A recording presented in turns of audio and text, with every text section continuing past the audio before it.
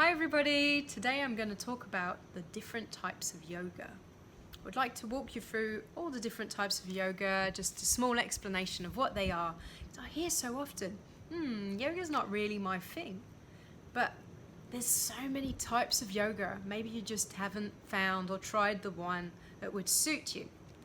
So if you would want more dynamic yoga, you've got the Ashtanga, which is from Pattabhi, which is a quite dynamic yoga. It was his master, Pattabhi created Ashtanga, and Krishnamacharya was his master. So if you want to look up what it is, these are the names.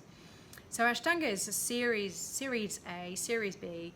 You've got to do them. If you're very traditional, you've got to do a sequence of postures in a certain way, in a certain order, and quite challenging and quite powerful. At the time, it used to be quite a masculine type of yoga. That's why it's quite like dynamic, quite intense. Vinyasa yoga or power yoga is often Ashtanga, but more like free sequencing, and it's just a bit more creative as a sequence, because you can mix it up the way you feel and maybe focus more on a hip practice or a spine practice or leg forward bending, back bending. So Vinyasa and power yoga are a bit more like free. Ashtanga would be the traditional base. If you also looking for something quite powerful, you've got Bikram yoga, which is just 26 poses. The sequence never changes. It's always the same order, and it's in a very, very hot room. So if you want something quite challenging, that would be one of them to do. As a powerful yoga, you also have Jivamukti. Jivamukti, which might be more of a kind of powerful, but based on Hatha. It's also quite a sequencing. It's written. There's a lot of spirituality in the speech. And that was created only in the late 80s. Then you have Kundalini. Kundalini is also dynamic, and it's about really awakening the spine, awakening that channel between the lowest chakra, which is the bottom of the spine, and the top of the spine. So you're really doing like a lot of movement, repetitive, where you're really awakening, you're twisting, awakening that spine. And this is from a tantric lineage.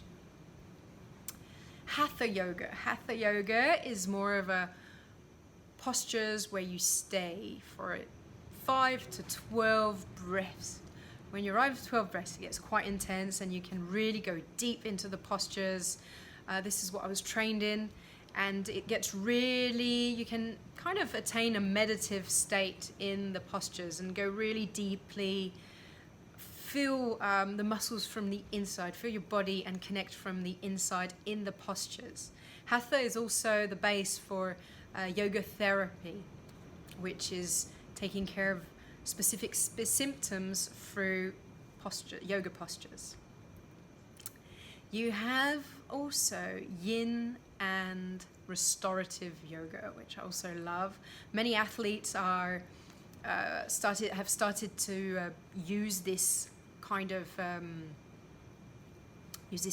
yoga, which is related with Chinese medicine. We call it yin yoga because it's calming, it's relaxing, it's restorative, regenerates your body, because you stay 3 minutes in postures, which is quite long, and use gravity to really relax. And you pass from the stretch of the muscles, you pass it to the fascias, which are the connective tissues in your body. It's quite the fascias have been recognized quite recently, because fascias disappear when a person passes away, and you look in the body, the fascias don't exist anymore. So it's always been, first of all, related to energetic, where in Chinese medicine you talk about meridians, those energetic channels. Well, now they've kind of realized scientifically there is something happening. There's this kind of liquid, it's connective tissue passes through everywhere in her body. So that's what we want to stretch and release. And it's in those fascias often that we can also create blockages. It's not always just, in those muscles. So the yin, we're going to stay 3 minutes. But if you do restorative yoga, it's in all these pillows and you can actually fall asleep, because sometimes you can stay with those pillows up to 5 to 15 minutes in the postures. But it's really amazing because it brings your body to another level and it permits it to really go further and deeper than you ever imagined doing. So it's very regenerative, and its name is Restorative. For the last yoga I would like to talk to you about is Yoga Nidra, which is called yoga sleep as well. This is another level. So you have this kind of guided meditative yoga. It's guided deep relaxation. It's not a meditation. You're at this level between sleep and consciousness, and it works on your nervous system. This is used quite a lot for relaxing, stress relief, and unblocking also traumas through the body and not through the mind. It's very, very interesting, very deep. It's very, very extremely restorative. It helps the sleep, it helps relaxing, it helps the stress, anxiety, and everything. So I hope in all of them you're going to find a yoga that you will really appreciate and will be really great for you. Namaste.